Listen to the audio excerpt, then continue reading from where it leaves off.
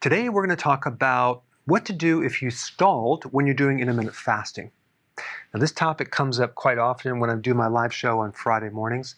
So I'm just going to create this one video to cover all the basics.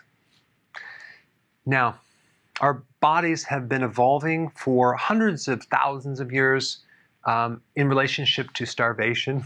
Starvation is a risk to your survival. Human bodies have gone through a lot of starvation.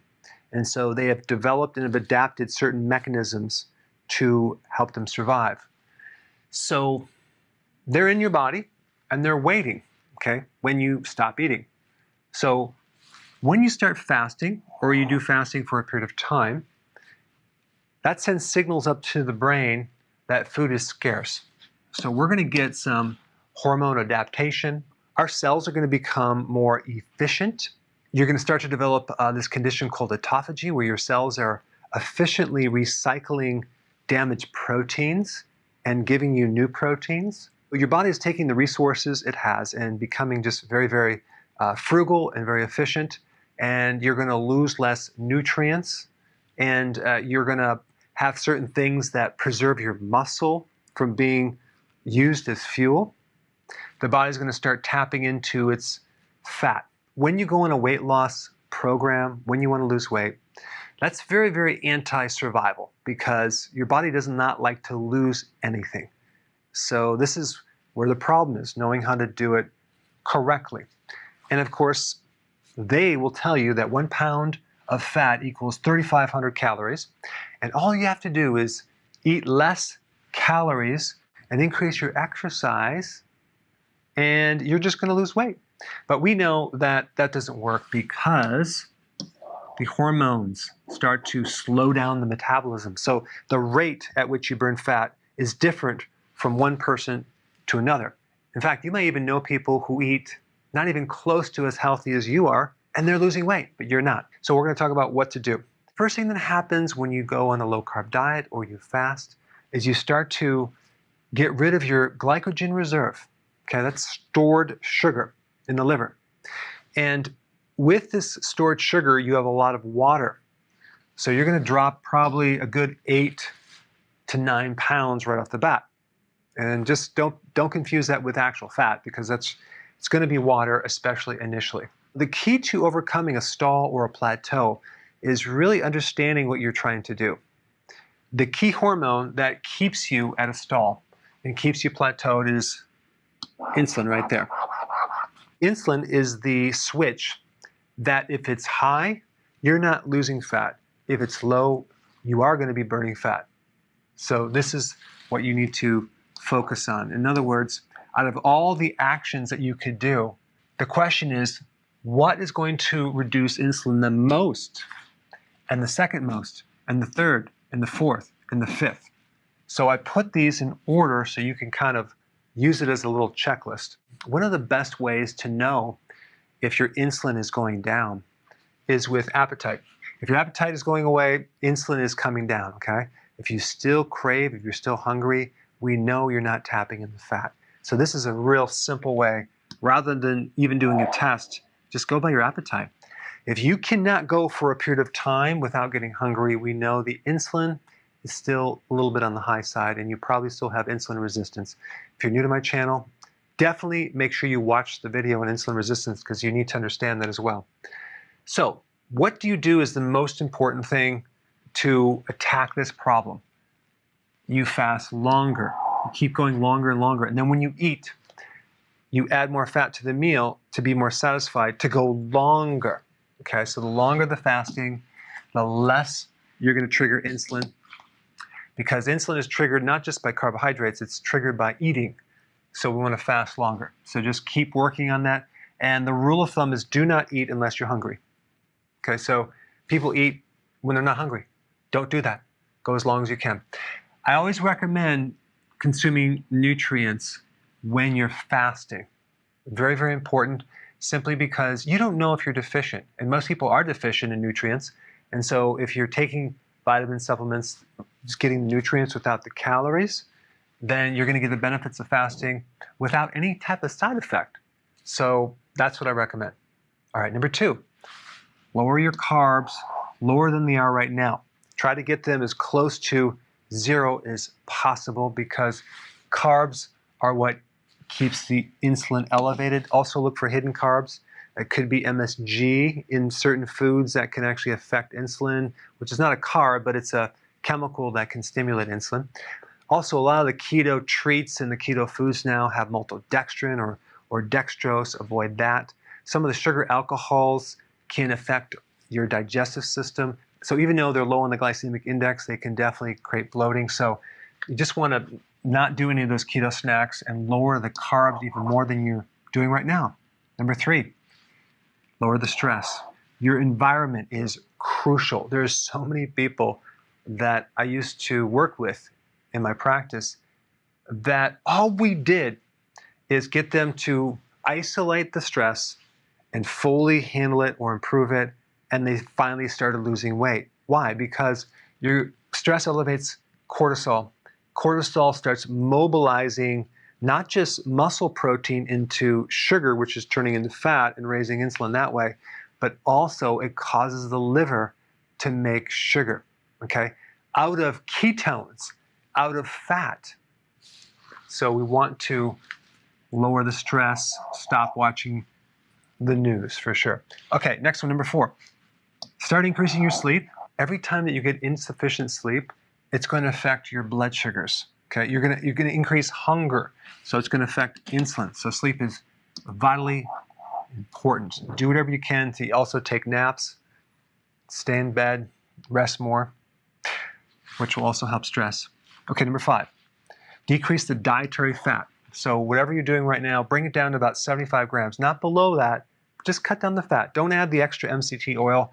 Don't add the extra keto bombs at this point. Number 6, add exercise while you're fasting, okay? So you want to increase the volume of exercise.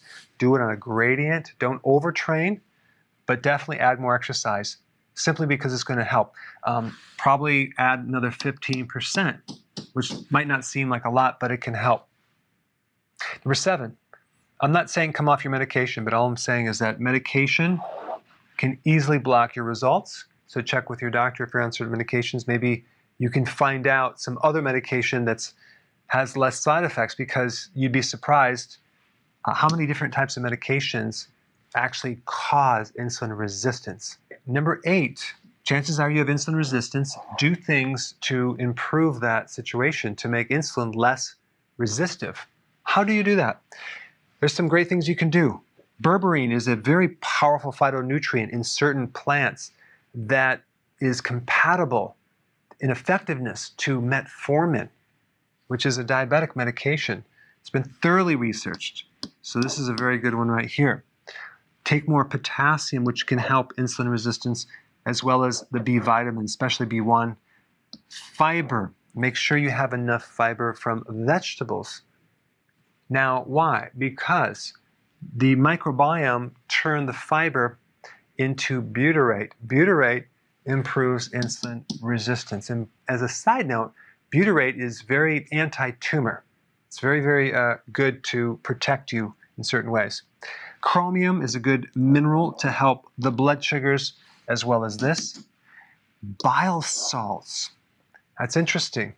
Purified bile salts not only help you extract fat-soluble vitamins, essential fatty acids from your fats, but they can also help heal the inside lining of your colon. They can also help a fatty liver.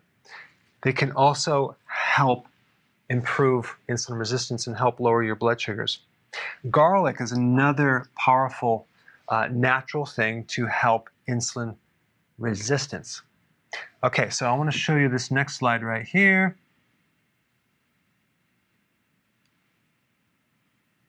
I want to talk a little bit about while you're fasting, if you're doing prolonged fasting, let's say you're fasting for 2 days or 3 days or even 7 days or longer, you're trying to avoid the macros, the carbs, the protein, and the fat, right, when you're fasting. But you also have micronutrients. That would be like the vitamins, minerals, trace minerals, amino acids, essential fatty acids. There is no essential carbohydrates. So what benefit is a carb going to give us? Well, certain carbohydrates, like vegetables, will give us vitamins, minerals, and trace minerals. When you're fasting, you can find maybe some type of concentrate that will give you the natural vitamins, minerals, and trace minerals instead of the carbohydrate. So that way we get the nutrients and not all the calories. Now, protein. Here's one challenge, especially when you get into prolonged fasting. If you're going 7 days, you're going a month, whatever, people are concerned about losing their protein from their muscle or even their organs. So it wouldn't be a bad idea occasionally to test the waters with certain types of amino acid blends, okay? Not the actual protein, certain amino acid combinations. Now, protein will give you amino acids, it'll give you vitamins and minerals. But you're already taking vitamins and minerals, but what about amino acids? Will this break a fast? Well, there's something called net nitrogen utilization. And this basically is a percentage of how much nitrogen is being wasted as byproduct from protein. So in other words, when you eat eggs, for example, you're really only getting about 48% of those amino acids that are being used by your body to replace muscle and other proteins. The rest is turned into waste and fuel, okay, as glucose. Well, this is why consuming protein when you're fasting is not going to work, because over half of this is going to turn into sugar. That's not going to work.